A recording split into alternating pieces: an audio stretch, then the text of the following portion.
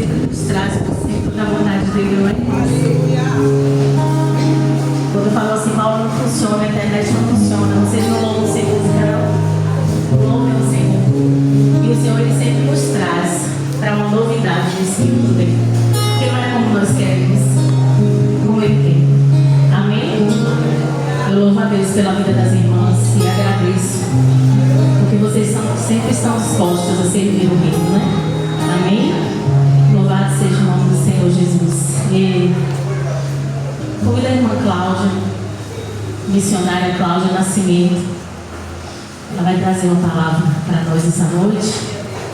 Eu sei que Deus cochichou um bocado no ouvido dela.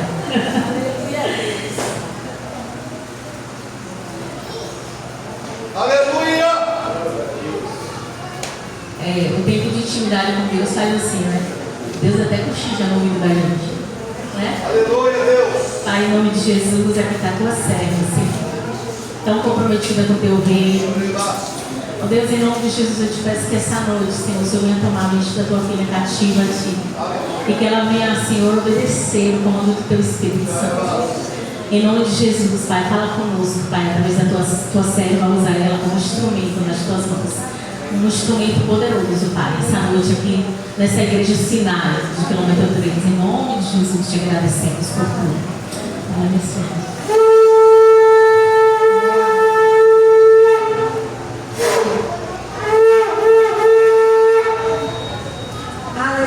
Glória a Deus. Eu quero dizer para os irmãos que eu estou muito feliz por estar aqui essa noite. E esses dias, em comunhão com Paula, pelo WhatsApp, eu confesso para os irmãos que o bom perfume de Jesus é algo tão evidente na vida de Paula. A forma que Paula fala, Paula, tecla, a gente sente a presença do Espírito de Deus. E foi muito gratificante. Eu queria apresentar meu esposo, Ricardo. Meu esposo Ricardo, Deus te abençoe, Ricardo. Quando Paula conversou comigo, ela disse: Cláudia, um mês a gente vai estar falando sobre amor. E aí minha mente, como Paula diz, a mente, né, que o Espírito fala tantas coisas, eu pensei assim: eu vou falar sobre quando o amor é direcionado errado. Quando Paula mandou o tema, eu falei assim: eu vou dizer para Paula, para o pastor Panza, que já tem mensagem para a segunda vez, a segunda parte da mensagem. Porque quando o amor é direcionado errado, será a segunda parte da mensagem. E a primeira parte a gente vai estar falando exatamente no tema proposto. Vamos ficar em pé e vamos abrir a Bíblia. Aleluia! Efésios 5:2.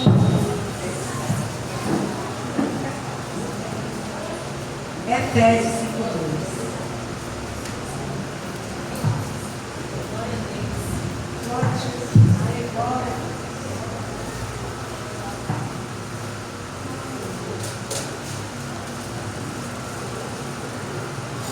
Efésios 5:2. Enquanto tem alguns irmãos ainda procurando o livro de Efésios, eu queria contar uma ilustração, só para aquecer o nosso coração de sua palavra. Existiam duas vizinhas,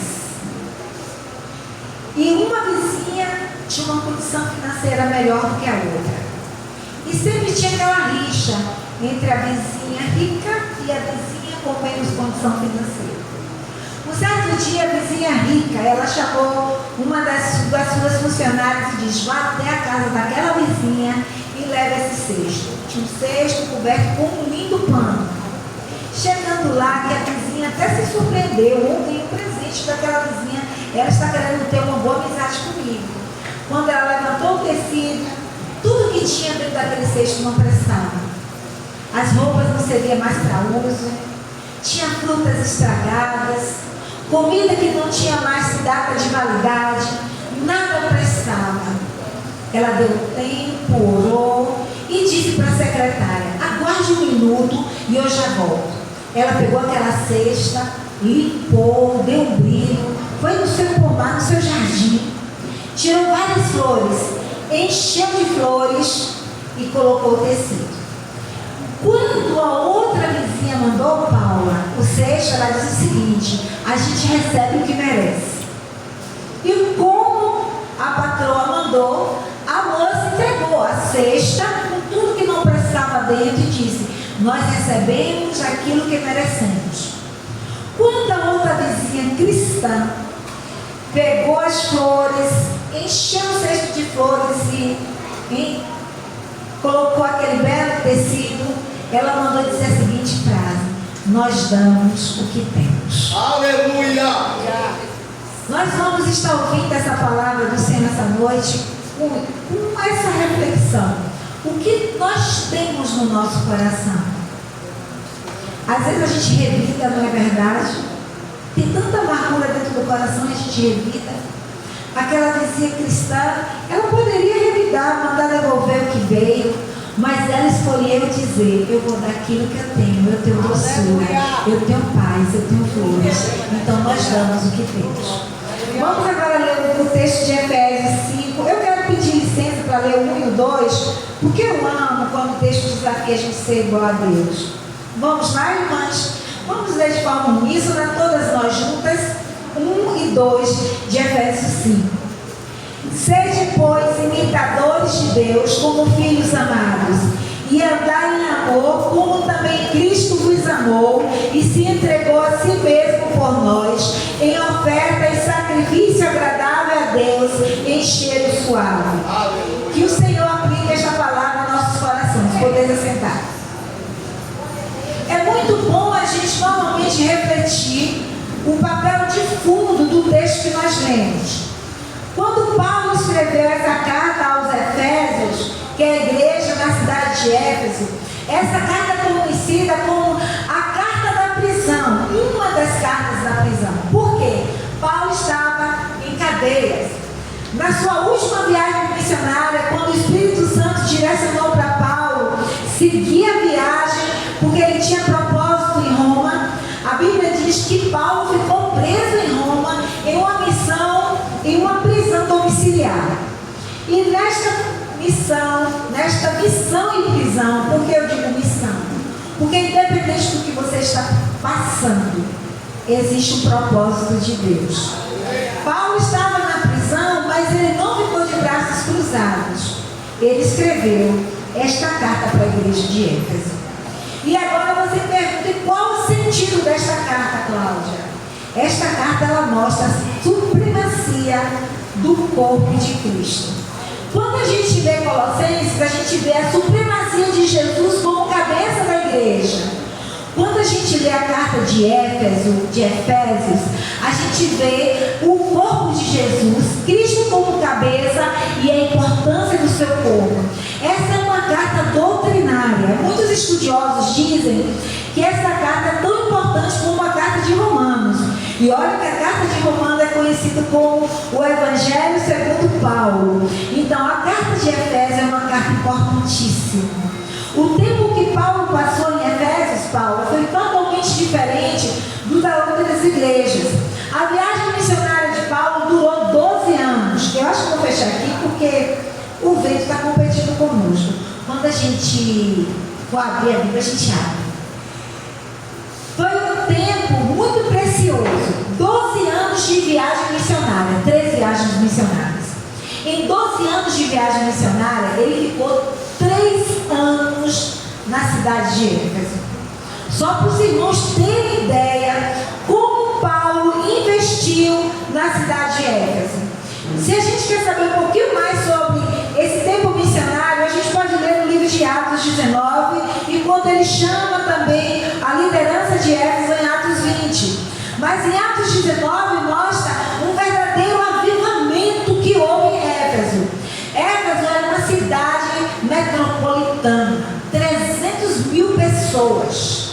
Lá tinha considerado para aquela época do mundo antigo a 7ª maravilha, que era o templo da deusa Diana. Esse templo da deusa Diana, que é a deusa da fertilidade, era um templo onde tinha sacerdotisas mulheres cultuais, que elas invocavam a deusa Diana como a deusa da fertilidade. Aquela cidade era uma cidade que o seu comércio vivia em torno da idolatria. Eu até me lembrei de Juazeiro do Norte, de Sião Porfim, que são cidades que a economia da cidade, ela gira em torno da idolatria, porque fazem as imagens, a parte turística da cidade, a parte hoteleira da cidade, e Éfeso não era diferente. Se a gente pesquisa no Google, a gente ainda vê muitas ruínas da rua principal de Éfeso, do teatro de Éfeso, que era muito grande também, cabia 25 mil pessoas. Enfim, a carta aos Efésios, na cidade de Éfeso, teve um propósito tremendo de Deus e teve um avivamento tremendo de Deus também. Quando a gente estava cantando, os meninos do som, do violão, eu ficava dizendo: Senhor, faz de novo nessa igreja. Irmãos, o avivamento em Éfeso foi tão grande que a cidade de Éfeso, eles tinham um ocultismo muito grande, além da idolatria à deusa Diana. E em um dos dias, as pessoas começaram a depositar no centro de Éfeso os livros de ocultismo. E foram muitos livros, fizeram uma grande fogueira. Foi quando naquele momento eles quiseram apedrejar Paulo, porque a cidade estava se convertendo e eles estavam temendo que a sétima maravilha daquele mundo antigo, que era o templo da deusa Diana, fosse fechado. Mas eu quero dizer para os irmãos uma notícia não muito boa de Éfeso, que não vai acontecer com essa igreja Sinai em nome de Jesus. Amém. Essa igreja também é citada em outro livro da Bíblia. É o livro de Apocalipse 3, quando se escreve as igrejas da Ásia Menor. Como eu falei, Éfeso é uma cidade muitíssimo importante, capital da Ásia Menor. Mas a igreja de Éfeso, no livro de Apocalipse, o Senhor fala assim: vocês esqueceram a prática das primeiras coisas, vocês abandonaram o primeiro amor. Essa palavra é uma palavra de alerta para nós. Nós estamos vivendo um tempo de igreja Sinai, um tempo muito precioso. Eu senti um cheiro gostoso no que foi o acampamento Peniel, porque eu quase fui, pastora, quase fui. Não foi, pastor? Quase fui. Mas não deu para eu ir. Teve uma impossibilidade que não deixou eu ir. Ricardo vai sexta-feira. Oh, glória! Amém, Ricardo! Glória a Deus! Irmãos, e a igreja de Éfeso, no final da sua carreira, ela esqueceu. E Jesus exortou para que eles voltassem ao primeiro amor. Mas esta palavra não vai acontecer com a igreja Sinai do quilômetro 3. Aqui Deus vai fazer tudo de novo. Que fez com o pastor Joselito lá na Cidade Nova, quando não cabia mais gente naquela igreja. O que fez com o pastor Josival, que hoje está na glória, no Mandacaru. O que tem feito em outras igrejas, aqui não vai ser diferente. Esta igreja vai expandir. A unção de Deus está neste lugar. E esta é uma igreja que tem caminhado com a percepção e a sensibilidade do Espírito. Uma coisa que eu louvei a Deus, Senhor, muito obrigado. A gente falar sobre amor, um tema tão vasto, depois de um culto de cura interior. O pastor compartilhou comigo o culto de cura interior na semana passada. Eu quero te dizer, igreja, você está no ponto de dar aquilo que você tem. Amém. Que é o amor de Jesus. Amém. Que é a presença de Deus na tua vida. Quando eu penso em amor, a primeira coisa que vem na minha mente é o amor como identidade. Vamos falar juntos? Amor como identidade. O amor, ela deve ser a marca da igreja de Jesus. Amém. Paulo fala no livro de Timóteo que nos últimos dias, apareceriam falsos mestres, as pessoas seriam egoístas, avarentas e algumas coisas mais. Os últimos dias. E nesses últimos dias que eu sinto que Maranata, que foi uma das canções que nós cantamos aqui, estou procurando o violonista. Já foi, mas muito ungido. Meninas, vocês cantaram lindo, viu? O violão e a bateria foi muito lindo. Para Jesus subir como um cheiro suave. Aleluia! Maranata, nós cantamos. A impressão que eu tenho no coração quando eu olho as profecias bíblicas é que nós já estamos aguardando Maranata. O nosso noivo está vindo. Amém. E tem uma promessa, infelizmente, na palavra, que nos últimos dias existiriam falsos mestres. Então, quando a gente olha para muitas igrejas do Senhor, a gente vê promessas de casa própria, de carro novo, que isso não é a essência do Evangelho. Não é, irmãos. Nem mesmo saúde física. É consequência da fé. Não existe os dons de curar. Mas eu quero dizer para os irmãos que a característica do corpo de Cristo é a vida em amor. A sua primeira identidade é viver em amor. Eu amo quando o apóstolo João escreve sobre amor. Por que eu amo? Porque os evangelhos, quando fala de João, fala que João era filho do trovão. Ninguém imagina o trovão como nada muito fraco, de forma alguma. Eu não sei os irmãos, mas eu canto Paula, visualizando o que eu canto.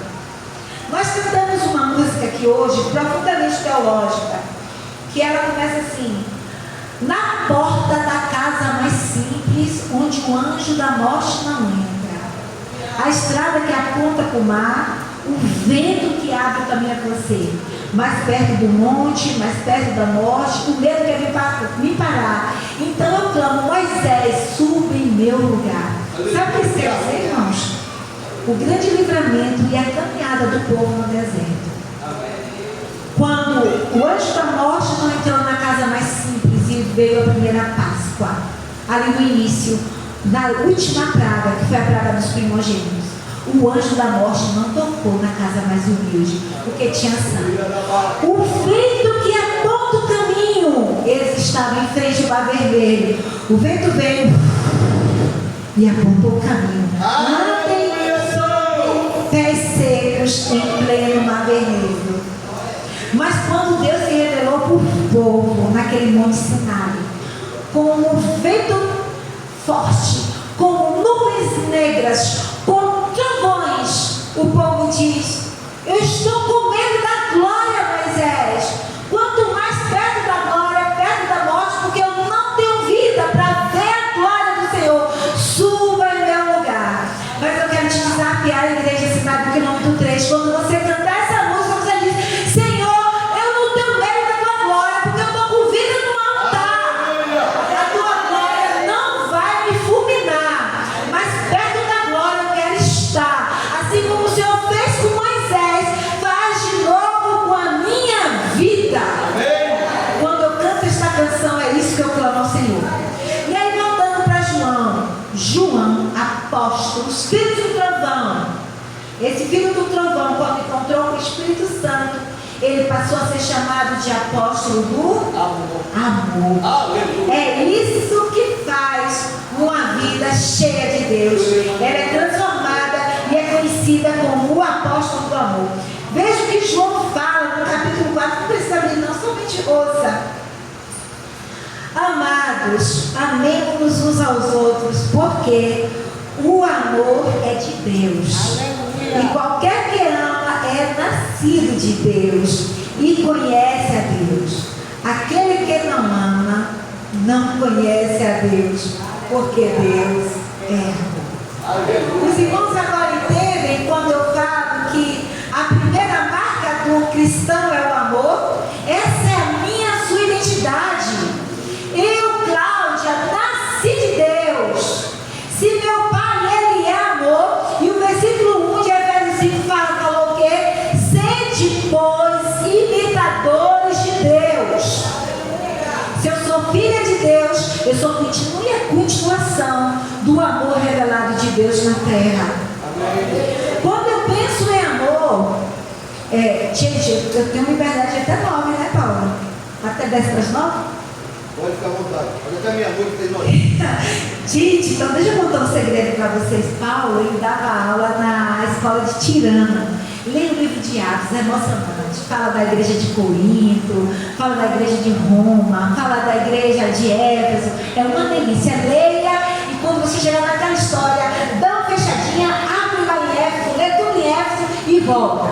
Sabendo que a prisão de Paulo no livro de Atos foi a primeira. A segunda foi quando ele escreveu para 2 Timóteo e que ele foi oferecido como libação a Deus. Irmãos, quando o texto fala ser imitadores de Deus, esse texto não está escrito de forma isolada.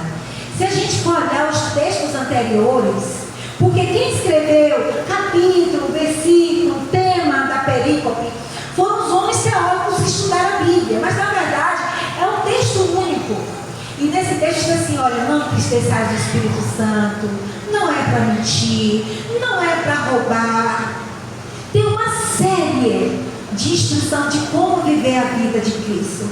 E em seguida ele diz assim: pecadores como filhos de Deus. Aleluia. Paula, e o mais interessante é que o livro de Éfeso, ele é dividido em duas partes, a teórica, que são as doutrinas, e a prática. E esse texto que você me compartilhou está exatamente na prática da vida cristã. Então, o amor uns aos outros, amor esse equiparado ao amor de Jesus por nós. Como foi o amor de Jesus por nós? Tem um versículo lindo em João, deixa eu ver aqui rapidinho, só para os irmãos verem.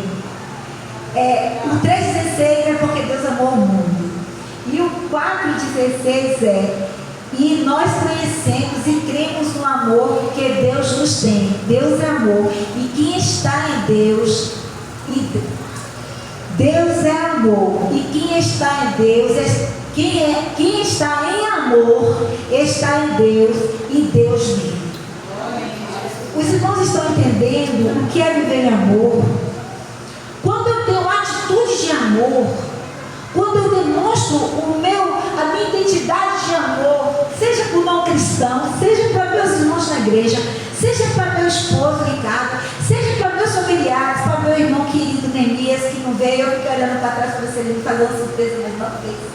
Pelo meu irmão querido, que também é irmão de pança. Gente, eu fico imaginando, eu estou vivendo Deus. Amém.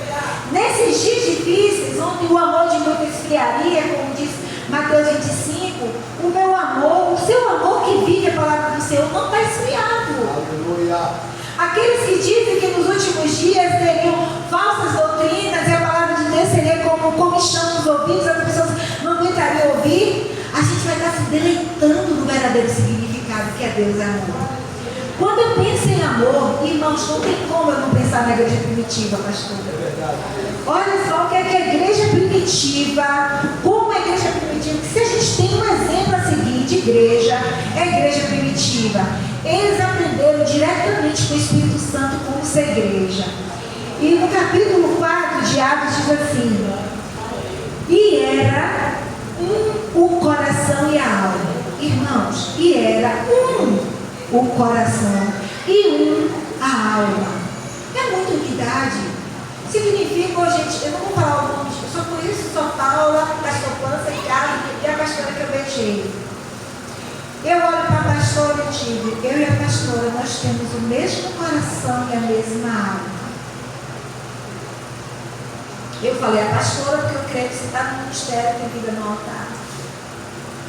Irmãos, essa é a vida de Cristo em nós. Todos nós temos o mesmo coração e a mesma alma. Amém. E na alma do homem e da mulher de Deus, como semana passada foi pregada aqui nesta igreja, neste púlpito, não tem lugar para amargura nem traumas. Testelestai, o preço foi pago, as paredes foram quebradas. Nós devemos viver como a igreja primitiva. E era um coração e uma alma da multidão dos que criam. E ninguém dizia coisa alguma do que possuía era seu próprio, mas todas as coisas lhes eram comuns. Sabe o que ele está dizendo? Ninguém dizia: essa casa é minha, ou este carro é meu, ou a conta do meu banco está recheada.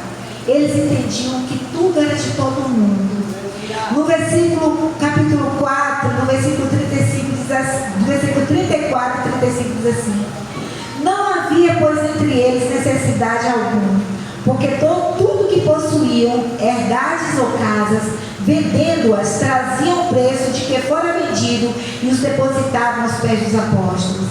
E repartia-se a cada um segundo a necessidade de cada um. Sabe o que é isso? A dor do meu irmão baterista é a minha dor. Se o meu irmão baterista estiver precisando de algo, eu tenho, como ele diz o livro de Tiago, se a gente for ler todos os textos de amor, a gente fica a noite toda, porque a Bíblia é recheada. A Bíblia fala assim: se meu irmão vem até mim e ele compartilha que está passando um momento difícil, de dificuldade, e eu mando ele: vai em paz, irmão. A Bíblia diz que Deus vai cobrar de nós estamos em pecado. Amor é empatia. O que é empatia? É dentro, empatia é coração. Amor é você sentir com o coração a necessidade do outro. Irmãos, isso é uma só mente. Isso é o seu coração.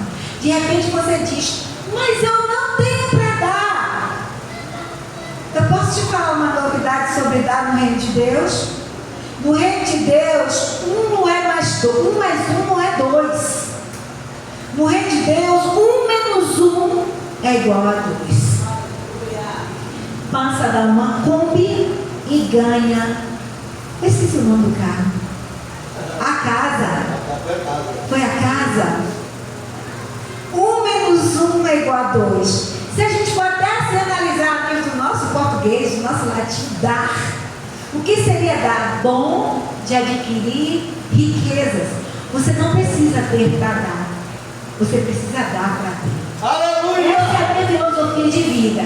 Eu tenho 54 anos. Nunca me faltou nada. Amém! Nada. Eu vivo uma vida de milagre. Mas todos os dias eu digo, vai ser outro milagre. Irmãos, vamos viver empatia. Vamos viver identidade do amor. Que a dor do outro seja minha dor. Que a dor do reino seja minha dor. Que o sofrimento do outro seja o meu sofrimento. Aí agora eu vou fazer igual a professora do primário. Vamos rever a cartilha. O primeiro ponto é o amor como identidade. Vamos lá? Amor como identidade. A Igreja Batista do Sinai tem uma identidade. É o amor entre irmãos. Aleluia, Deus! A segunda característica do amor que a gente pode ver hoje à noite são muitas. Seria o amor com intencionalidade. Sabe o que é intencionalidade, irmãos? É a gente planejar. Deixa eu só que o tablet está aqui, está querendo ficar de mal comigo. Deixa eu contar para os irmãos. Eu estava agora na semana pregando sábado e domingo da outra semana, numa cidade aqui da Chapada, e eu levei o tablet, que normalmente as pregações com ele. Irmãos, esqueci de levar o carregador, porque lá não tinha bateria. Aí o Senhor falou, eu quero que você dependa de mim. Aí Deus mandou mensagem, pastor, foi um reboliço, foi um mover, aqueles batistas tradicionais glorificando, aquela mão, foi um mover do céu. Aí voltando aqui para nossa mensagem de amor. Amor, ponto 2, como intencionalidade. Vamos falar juntos? Amor como intencionalidade. Eu quero ler o texto de Efésios, não precisa de Tiago. Não precisa abrir, só eu leio, que é um texto bem conhecido. Veja só.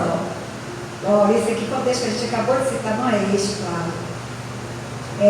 Porque eu só pouco, eu quero outro, Tiago 2,26 diz assim: porque assim como o corpo sem o espírito está morto, assim também a fé sem obra está morta.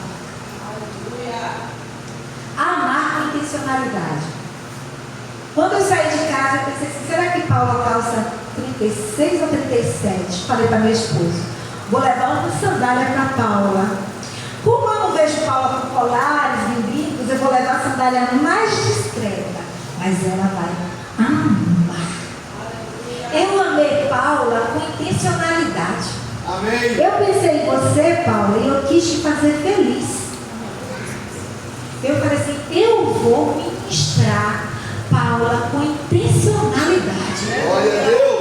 Aí eu te pergunto, você tem amado com intencionalidade? Tiago diz que a nossa fé sem obras é morta. Gente, isso é muito sério. Se a gente for pensar na intencionalidade da vida de Jesus, é algo que ultrapassa o nosso entendimento. Por exemplo, nós sabemos que existia uma profecia de Jesus em Isaías 61 que dizia assim: o Espírito do Senhor Deus está sobre mim. Acho que todo mundo conhece esse versículo.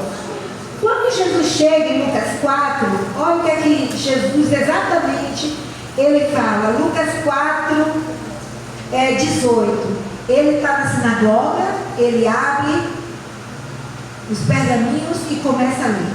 O Espírito do Senhor é sobre mim, pois ele me ungiu para evangelizar os pobres, enviou-me a curar os quebrantados de coração, a Apregoar a liberdade aos cativos, a dar vistas aos cegos, a pôr liberdade aos oprimidos e anunciar o ano aceitável do Senhor. Aí Jesus falando isso na sinagoga, na frente, lendo.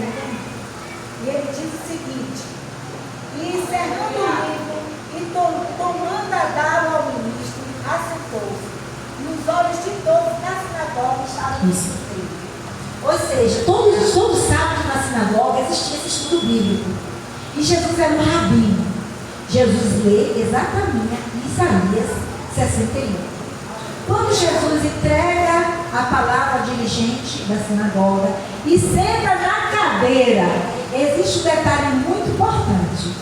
Aquela cadeira era conhecida como cadeira de Moisés. E todos os fariseus, todos os escribas, todos os saduceus, eles sabiam que só podia sentar naquela cadeira o Messias. Quando Jesus, eu vou deixar aqui aberto, eu vou ler o que é que Jesus respondeu. Jesus é um homem muito homem. Quando Jesus entrega a palavra direito da sinagoga no sábado, ele olha para a cadeira de Moisés e senta. Existe um silêncio na sinagoga, todos olham para Jesus. Aí Jesus olha para eles e diz: então começou a dizer-lhes: hoje se cumpriu esta escritura em vossos ouvidos. Resumindo, Jesus foi expulso de Nazaré, porque não é tempo da morte, então ele tinha que fugir, porque daqui a 3 anos ele teria de ser crucificado no nosso lugar. Mas o que eu quero mostrar para a igreja, Jesus ele tinha consciência que a vida dele era com intencionalidade, apregoar a liberdade aos cativos, a curar os enfermos. Gente, aonde Jesus passava, deixava tudo mais bonito. Tinha um céu, ele passava a ver as cores da vida, rosa, vermelha, azul. Ele viu um aleijado, nunca tinha andado.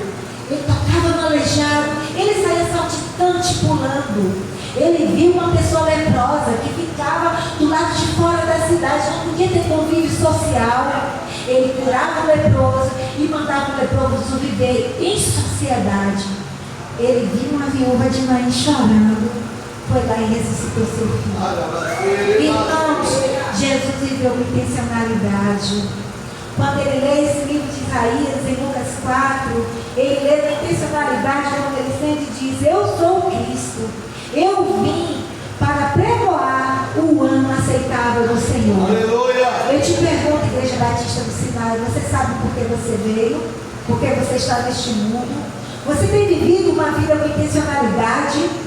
A Bíblia diz que o amor deve ser vivido com intencionalidade. Tem uma mulher na Bíblia que todos nós conhecemos. Eu não sei se só eu, pastor Pança, mas eu gosto, quando falo da mulher, eu sempre gosto de falar de mulheres. Jesus a gente cita sempre, né? Tem umas mulheres na Bíblia fantásticas. Uma delas é Dorcas, que está em Atos 9, 36 a 46. Dorcas e Tabita não morreram.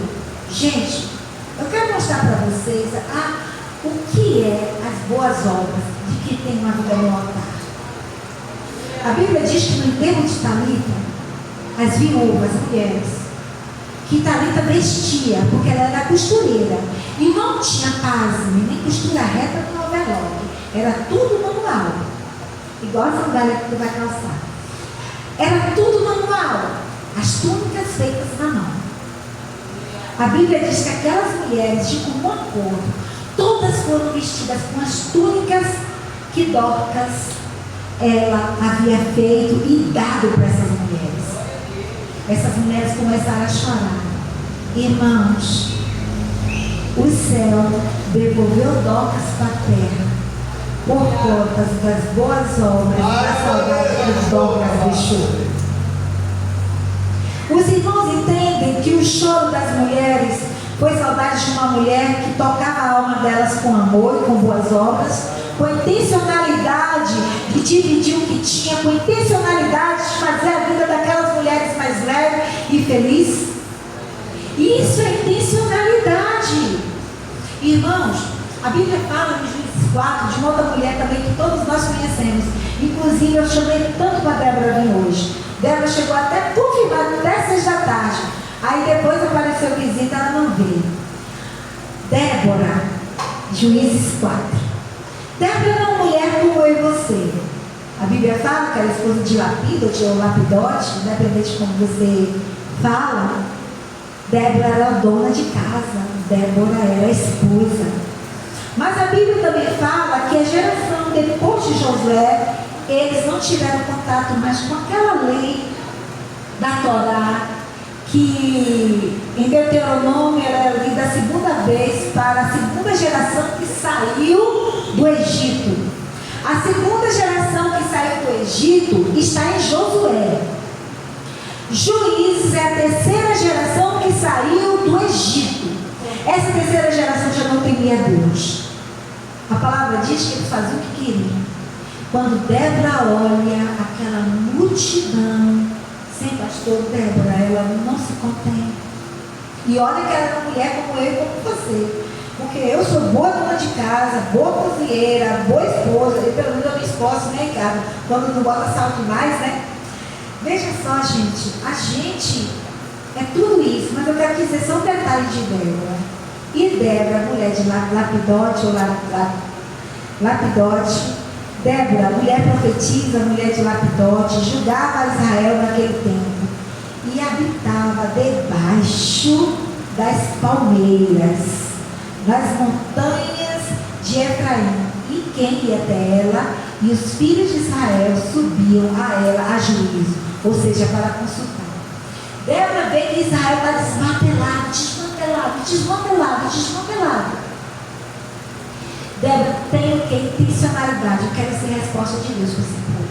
Amém. Gente, palmeira não é árvore frondosa. Como é aquela árvore que todo dia que eu passo fala, é tão linda que tem na casa de Joá?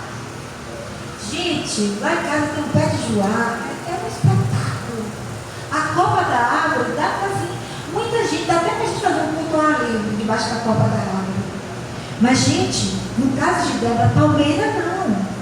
Vamos trazer para a nossa cultura brasileira pé de coqueiro. Vamos trazer o sol de 30, 40 graus lá de Israel. Irmãos, Débora, quando viu aquele povo sofrendo sem direção de Deus, ela se colocou na brecha, entre sermos mãe e esposa. Ela disse: eu quero ser a boca de Deus para essa geração. Aleluia! E Deus usou aquela mulher como boca de Deus para aquela geração. Mulheres de Sinai, homens de Sinai, vamos agir de forma intencional como Débora agiu. Débora viu o povo precisando, ela se pôs na brecha. Ela viu o povo precisando, ela não cruzou os braços. Não, eu estou aqui em casa, eu estou buscando, até porque mulher não tem papel predominante na sociedade. A mulher somente para procriar, não, ela entendeu o que Deus disse lá em Gênesis 1: façamos o homem e a mulher segundo a nossa imagem e semelhança. Eu sou como meu Deus, então eu vou amar meu povo com intencionalidade de santificar o meu povo. Começa a olhar agora a tua família com essa intencionalidade. Começa a olhar a tua igreja com essa intencionalidade. Não se conforme dessa igreja ter somente 50, 100 ou 200 ou 300 membros. De Senhor, ovelha, pare direto. Quem traz a ovelha para a igreja não é pastor. Pastor cuida de ovelha. Mas quem traz a ovelha para a igreja é ovelha. Pelo menos a natureza é assim. Amém. Quem pare ovelha é ovelha. Com intencionalidade, viva o amor da comunidade que tu estás lá, aqui no bairro do quilômetro 3. Eu sei que quilômetro 3 tem muita igreja, eu sei que isso. Eu tentei contar em quantas igrejas eu já preguei, pastor, aqui no quilômetro 3 é difícil. Do tanto de igreja que eu já preguei. Igreja tudo abençoada. Mas eu quero te dizer, ainda não é 10% de conversão no quilômetro 3. Tem muita coisa para a gente fazer. Viva com intencionalidade. O Espírito do Senhor Deus está sobre nós. Amém. Nós somos o corpo de Cristo. Lembra que eu falei que Efésios fala sobre a supremacia do corpo? A unção que está na cabeça, que é Jesus, está sobre nós. O Espírito de Deus está sobre nós.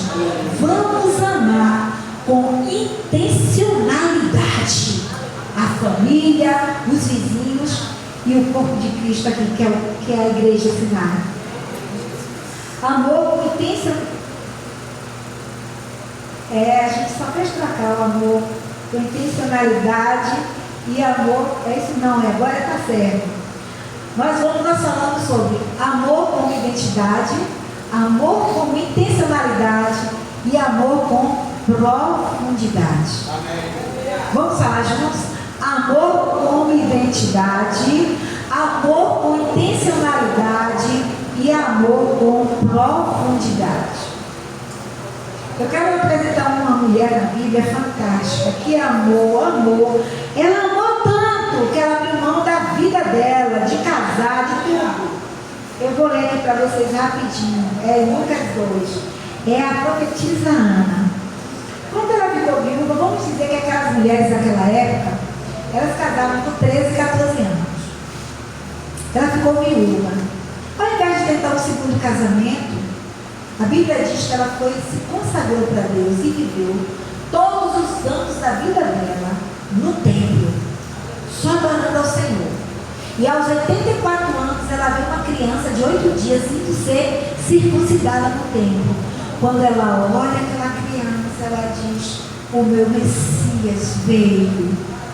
Ela reconheceu, ela teve discernimento que aquela criança no colo de Maria e José era o Cristo. E a Bíblia diz que ela proclamava para todos. Isso é profundidade, renunciar a sua vida. Diz assim o verso 36 de Lucas 2. E estava ali a profetisa Ana, filha de Fanuel, da tribo de Aser. Esta já era avançada de idade e tinha vivido com o marido 7 anos. Se ela casou aos 13, ela ficou casada até aos 20. Desde a sua virgindade. E era viúva de quase 84 anos. 84 anos menos 20, 64 anos. E não se afastava do templo. Por quantos anos? 64 anos. Isso é profundidade? Amém. Servindo a Deus em Jesus em orações de noite e dia. E aqui é linda a forma que ela pregava. E sobrevindo na mesma hora, ela dava graças a Deus e falava de Jesus a todos que esperavam a redenção em Jerusalém. É isso que é viver com profundidade. É se consagrar. Eu sei que Paulo e Pança se amam, mas Jesus tem que estar no seu primeiro lugar na vida de Pança. E em primeiro lugar na vida de Paula também. Com certeza a profetisa Ana amava o marido, só viveram 27 anos. Aos 20 anos, provavelmente, ou 21 anos, ela fica viúva. Ela disse: não, eu vou viver no templo. Gente, Davi chega a dizer, no Salmo 84, que é melhor estar no templo do Senhor do que nas casas de pecado. Um dia na tua presença vale mais do que 1000 dias longe da tua presença. Vamos amar o Senhor com essa profundidade. Mas eu vou dar outro exemplo de profundidade. Essa que até me vergonha quando eu leio. Eu vou tentar passar para os irmãos esse exemplo de profundidade. Só escutem, porque é um texto que provavelmente muito aqui sabe de como. Filipenses 2, de 5 a 11. Aleluia. De sorte que haja em vós o mesmo sentimento que houve também em Cristo Jesus. O mesmo sentimento que houve em quem?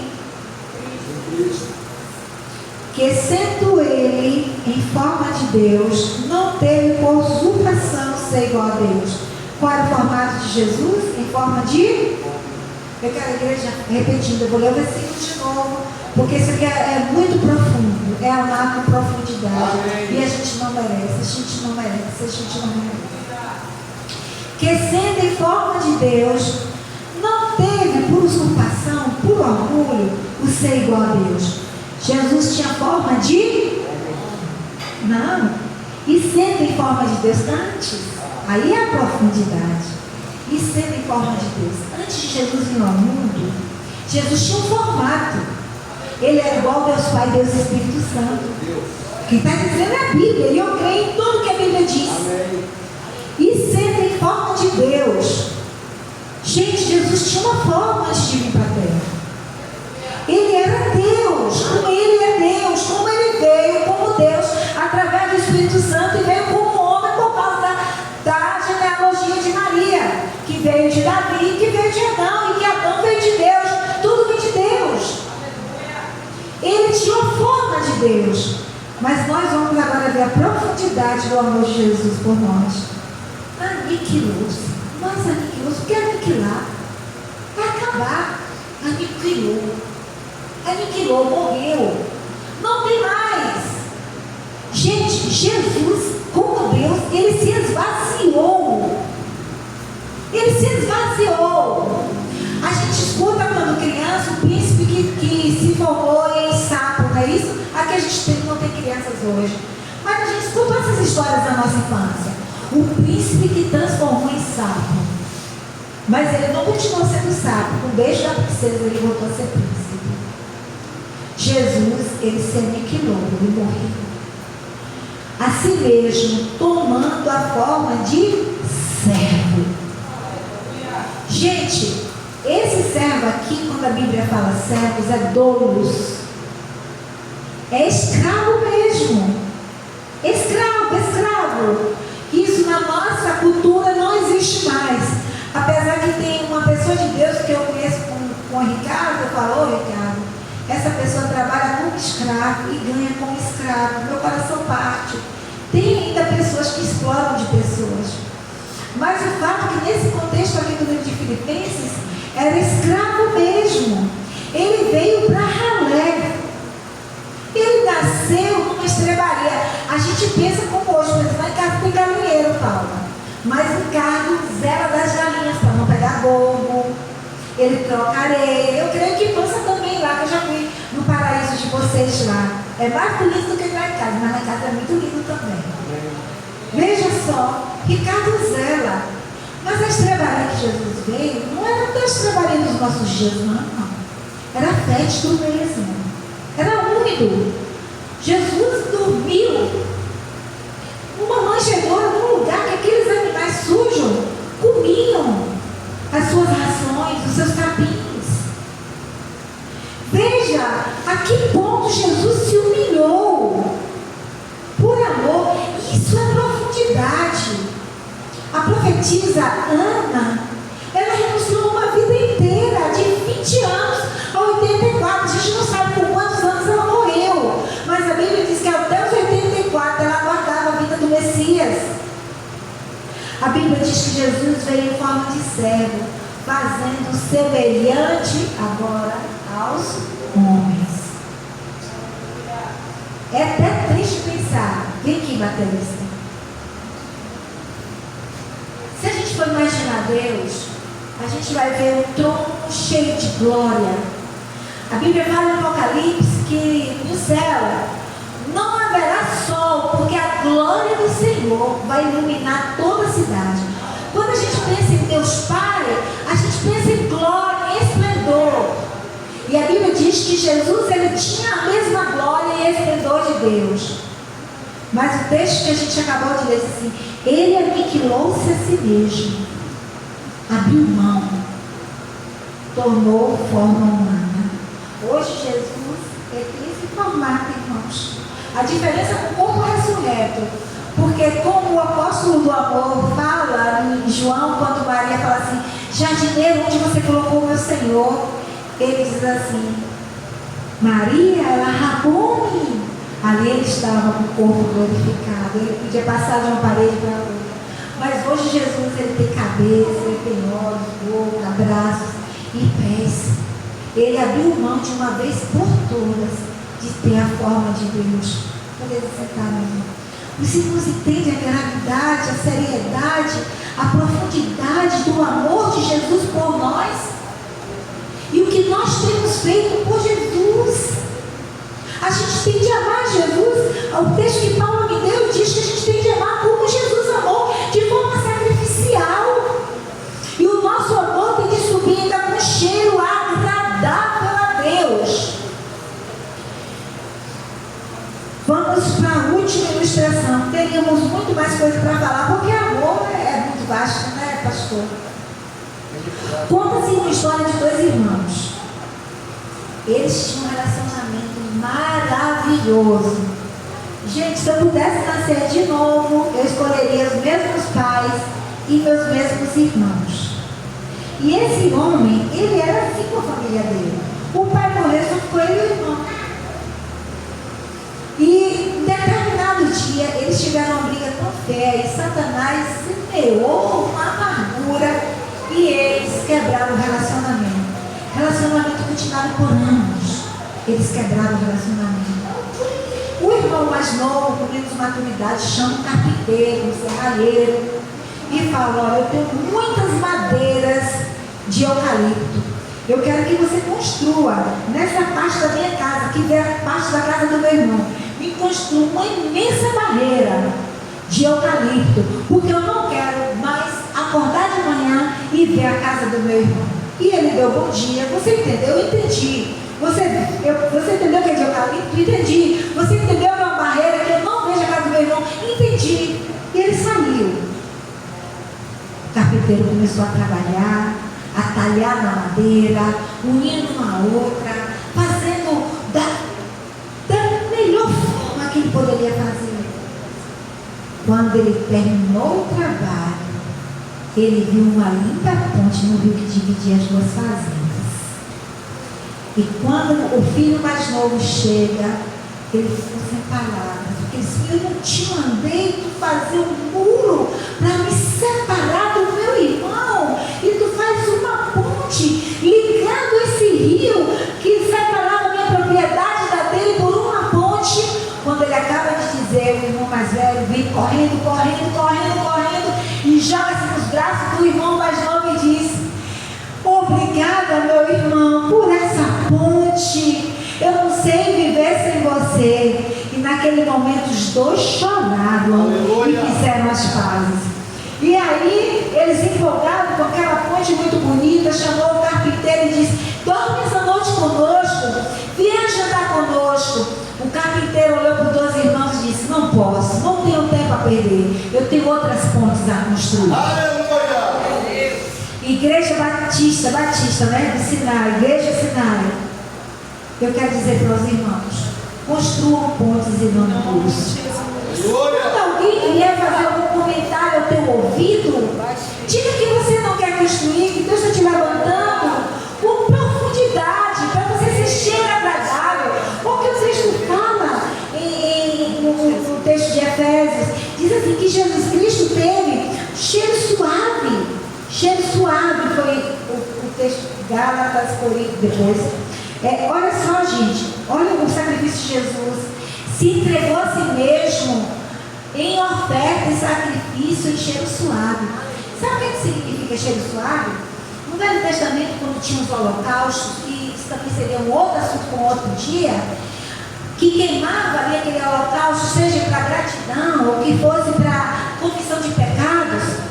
Quando a pessoa estava fazendo com a motivação correta, vamos lembrar também de Caim e Abel. Deus aceitou o sacrifício de Abel e rejeitou o de Caim, porque o de Caim não foi coração inteiro, e de Abel foi de adoração. E aqui mostra, comparando com o Velho Testamento, quando o sacrifício era agradável a Deus, subia com cheiro agradável. Cheiro agradável. A Bíblia diz que o sacrifício de Jesus, ele tem cheiro agradável, ou seja, Deus aceitou a oferta de expiação na cruz do Calvário de Jesus. Eu te pergunto, se você fosse avaliar o que você fala, o que você escuta, você tem vivido o amor do Senhor? Você tem sido imitador de Deus? Você tem vivido com profundidade o amor de Cristo? Você tem vivido com intencionalidade o amor de Cristo? O amor de Cristo tem sido a marca de Deus na tua vida? Fique com essa pergunta na tua mente. E como nós falamos no início, a gente dá o que a gente tem. Que Deus os abençoe, que o Senhor aplique sua palavra. Glória a Deus.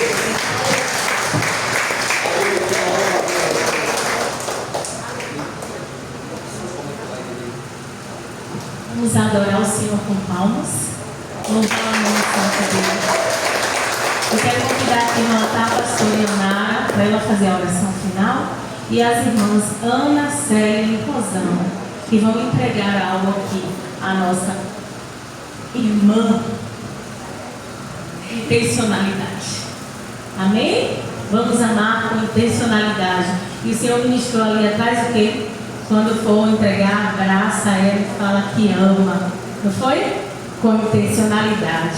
O Senhor já ministrou antes, né? Amém? Deus, louvado seja o nome do Senhor. Glória a Deus, exaltado seja o nome do Senhor. Amém. Como a missionária Cláudia falou, o amor, gente, ele é o supremo dom. Não adianta nada aqui, não adianta construir a obra, não adianta levantar uma casa, não adianta se esforçar, gastar tudo que você tem, se você não tiver o maior dom que é o amor. E o amor é você conseguir olhar no irmão no olho e não dar a ele o que ele precisa, mas dar a ele também as marcas de Cristo. Porque a palavra de Deus diz um texto base que Paulo estudou em Efésios 5, a partir do 2, que diz assim, para a gente andar em amor como sacrifício. Então não é fácil o amor, porque é o maior dom e é o que Deus mais pede, porque enche o dom dos céus. E muitas das vezes a gente tem vivido, as pessoas têm sido egoístas, têm olhado para o seu próprio umbigo, para a sua própria igreja, para a sua própria denominação, para que seu ministério, somente seu ministério cresça. Mas a igreja do Senhor ela será imbatível quando nós entendemos que nós temos uma missão aqui na terra. E essa missão é transformar todo o ambiente de trevas em luz. Amém. E eu sei que o Senhor tem feito essa missão através da vida da irmã Cláudia, da missionária, da vida do seu esposo. E nós, em amor, o Senhor quer levantar sobre ti que é a unidade do povo de Deus. Para quebrar todo decreto de morte, todo espírito de escassez, todo espírito de divisão da igreja, toda facção, todo nariz empinado, todo o evangelho, nós lançamos por terra. O que eu tenho hoje não é só construir templos físicos, mas templos humanos. E o Senhor tinha me dado uma visão a qual o templo físico ele esfarelava. E nós cuidávamos das pessoas e nenhuma das pessoas eram machucadas. O Senhor, Ele quer fazer um avivamento para o seu povo. Amém. Assim como Doca, ela deixou esse legado nas suas vestes. E houve ressurreição. Que nós possamos, como igreja, receber o legado que nós tivemos para trazer ressurreição para a nossa cidade. Amém. Para dizer que o bairro do quilômetro 3 é um bairro próspero. Que o bairro do quilômetro 3 é um bairro unido. Que não é um bairro de contenda, de confusão, nem de briga, nem de dissensão, nem de facção, nem de inimizade, mas é um bairro de unidade, de presteza, de crescimento. E eu disse, Paula, tem algo novo acontecendo no quilômetro 3. E toda vez que eu passo aqui é como se o pó do quilômetro 3 virasse o pó em ouro. O Senhor ele vai fazer algo novo neste lugar. Assim como os improváveis, o Senhor está contando com a igreja em amor. E assim na vida do pastor Pança, não é o maior dom, todos têm um chamado. E um dos maiores dons que se destaca na vida desse homem de Deus é o amor. Então possamos andar em amor para com os outros. Amém? Nós vamos orar e vamos orar aqui embaixo, todos juntos. Vamos lá? Vamos orar aqui. Eu queria chamar a igreja. Vamos fazer o círculo aqui como a gente sempre faz. Porque no reino de Deus o maior é o que serve. E eu sei que existiram mulheres aqui que estavam trabalhando desde a manhã. E nada aconteceu neste lugar se não fosse pelo trabalho, pelo esforço, por aqueles que vieram, que estão dispostas. Nós sabemos que essa rede ela está iniciando e ela vem com diferença nessa geração. O Senhor tem levantado mulheres aqui de oração, mulheres guerreiras, mulheres que se converteram há pouco tempo, mas que já entendem o seu papel, o seu chamado. Não existe ministério se não houver unidade. Primeiro lugar, o seu irmão da direita, me perdoe, meu irmão. Me perdoe por qualquer atitude, por qualquer palavra, por qualquer ação. Me perdoe, minha irmã. Que o Senhor age de forma sobrenatural sobre a tua vida. Porque só há unidade se houver verdade. Se houver perdão, só a igreja se houver unidade. Como a pastora falou, uma só visão, um só propósito, um só corpo. A igreja ela só avança, pastor missionária. Sem Deus, o Senhor tem um ministério grande na vida sua e do seu esposo. Se ela estiver unida, se ela não pensar somente no seu umbigo, a igreja do quilômetro 3 ela vai fazer a diferença. Quando ela pensar nas demais igrejas, Senhor, como nós estamos aqui, Senhor, em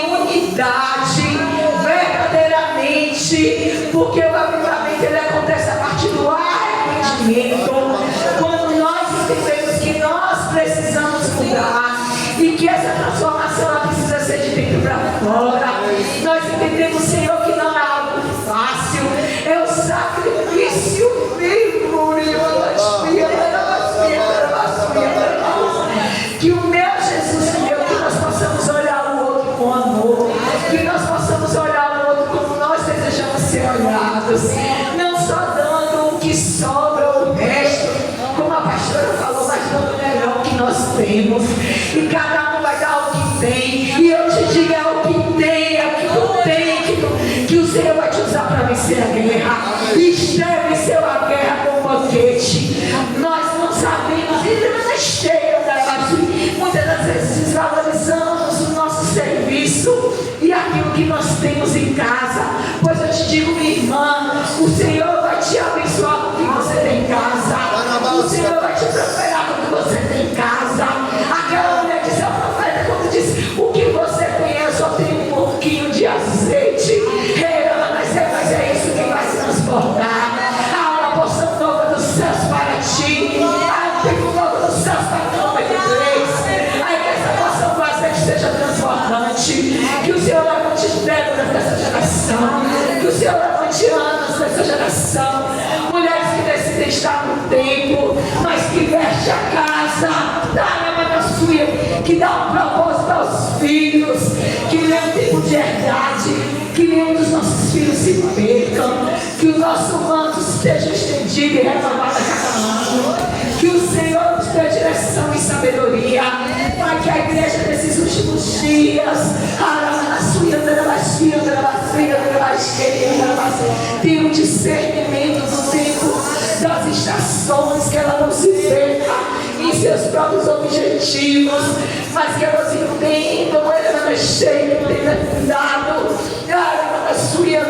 e que ela não precisa se preocupar, ela na sua deixe com as pequenas coisas, nem com distrações, nem com confusão, nem com mimimi, nem com ferida, nem com má conversações, mas que ela se preocupe com o verdadeiro evangelho, amando a sua casa, que o Senhor neste dia traga restauração no lar, que o Senhor neste dia traga restauração no lar, unidade entre irmãos, ora na sua unidade, restauração no casamento, o amor dos filhos para com os pais, dos pais para com os filhos, renovação na unidade do corpo de Cristo. Que o Senhor abençoe a vida da irmã Cláudia, do seu esposo, o chamado dele. Senhor, nós sabemos que a obra não é fácil, é mais pedras do que demanda cheia, reconhecimento, mas o Senhor tem colhido cada esforço. Por isso, Senhor, abençoa a vida da tua filha, guarda ela, cobre com teu sangue, cuida sua mente, sua casa, essa obra das suas mãos, e que a alegria do Senhor seja a força deles. Em nome de Jesus, nós abençoamos a vida do pastor Manza, da pastora Paula, Deus, da vida das suas filhas, da sua família, dos seus irmãos, dos pedaços dos seus pais, daquilo que vem deles, Senhor. Mas que o Senhor possa cuidar, libertar, salvar, restaurar, Senhor, em nome de Jesus, a quebrar o jugo, o ciclo de morte, um decreto de maldição hereditária, nós rejeitamos, porque é o ciclo dos céus que se levanta. E é, Senhor, estende para a tua igreja, para cada filho, para cada filha, para cada mulher, Senhor, que diretamente ou indiretamente abençoa essa obra. Senhor, em nome de Jesus, ensina-nos, Senhor, a amar. Ensina-nos, Senhor, a viver a verdade do teu evangelho. Ensina-nos, Senhor, a viver a unidade. Sendo conosco, Senhor, tu leva os nossos lares em paz. No livre do homem mau, da bala perdida, do laço de morte. Deus, de toda ação contrária do inferno, que ao chegarmos em nossos lares hoje, nós possamos ter uma postura diferente, uma postura de amor. Pai, sim, eu te agradeço em nome de Jesus, que vive e reina para sempre. Amém. Glória a Deus. Glória a Deus. Glória a Deus, louvado seja o nome do Senhor. Que o Senhor leve vocês em paz. Dizer para os irmãos que amanhã à noite estaremos no alto do quilômetro 4 com a irmã Lio, levando com intencionalidade o sopão naquele lugar, a palavra do Senhor, para que alcancemos corações naquele lugar. Estejam orando por nós. Quem quiser ir conosco, se prontifique, se voluntarie e estejam orando desde hoje, porque a batalha é grande, mas a vitória é maior, porque o Senhor Jesus já nos concedeu ela. Amém? Que Deus abençoe a todos e a todas. obrigada pelos maridos, pelos namorados terem recebido o convite das mulheres que estão aqui conosco. E domingo temos culto às 18 horas. Que Deus abençoe e leve-nos em paz. Amém? Pode pegar um docinho ali. Ame com intencionalidade. Que Deus abençoe em nome de Jesus. Antes